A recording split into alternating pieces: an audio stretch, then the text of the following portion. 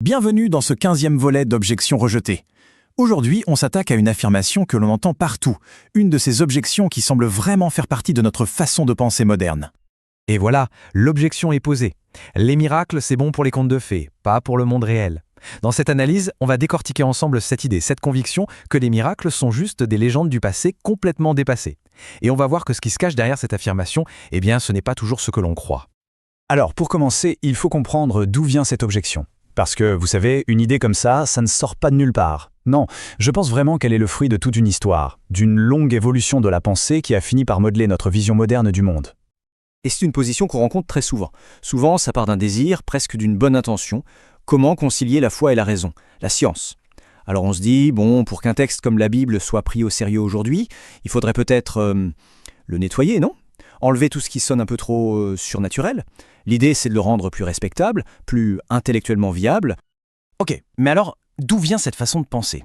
En réalité, quand on creuse un peu, je crois que le rejet des miracles n'est pas juste une opinion en l'air. Non, ça repose sur des fondations bien précises, sur des visions du monde qui, par leur nature même, ferment la porte à toute possibilité de miracle. Il y en a deux principales à examiner. La première, c'est ce qu'on appelle le déisme.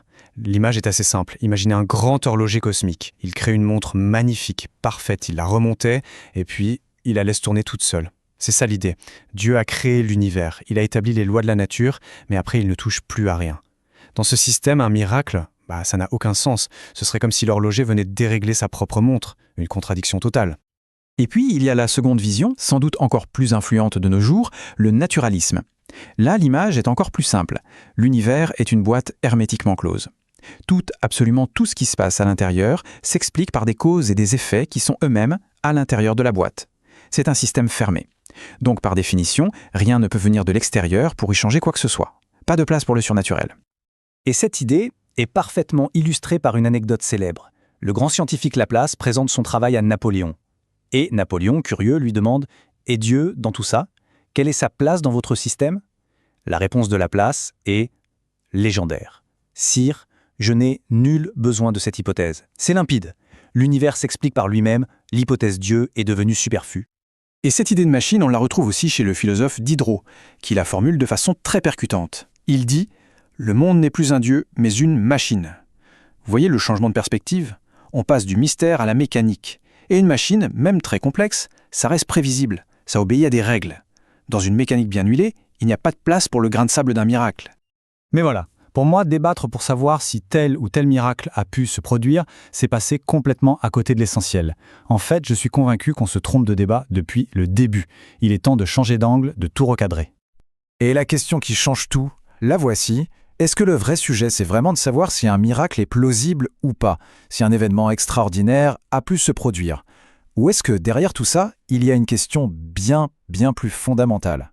Et c'est là que je veux en venir. C'est le cœur de mon argument. La discussion sur les miracles n'est jamais vraiment une discussion sur les miracles. C'est, au fond, une discussion déguisée sur l'existence de Dieu. C'est ça le véritable enjeu. La position d'une personne sur Dieu déterminera presque toujours sa position sur les miracles. Parce que, voyez-vous, l'argument anti-miracle se déguise souvent en argument scientifique, mais ce n'en est pas un. Quand quelqu'un affirme « les miracles sont impossibles », ce n'est pas basé sur une preuve, non, c'est basé sur un postulat philosophique, ce fameux naturalisme. Le raisonnement est parfaitement circulaire, on part du principe que seul le naturel existe et, surprise, on en conclut que le surnaturel est impossible. Ok, maintenant faisons l'exercice inverse. Inversons complètement la logique. Changeons juste le point de départ et voyons où ça nous mène. Partons d'une autre hypothèse. Le raisonnement est en fait très simple, en deux temps. Premier cas. Si l'univers est tout ce qui existe, notre fameuse boîte fermée, alors, c'est logique, les miracles sont impossibles. Rien ne peut venir de l'extérieur. Deuxième cas, si un Dieu créateur existe, un être qui a conçu cet univers et ses lois, alors là, tout change. Il devient tout à fait logique et même évident que ce créateur puisse interagir avec sa propre création. La possibilité d'un miracle devient une conséquence naturelle. Et c'est là que tout bascule. Le fardeau de la preuve est complètement renversé.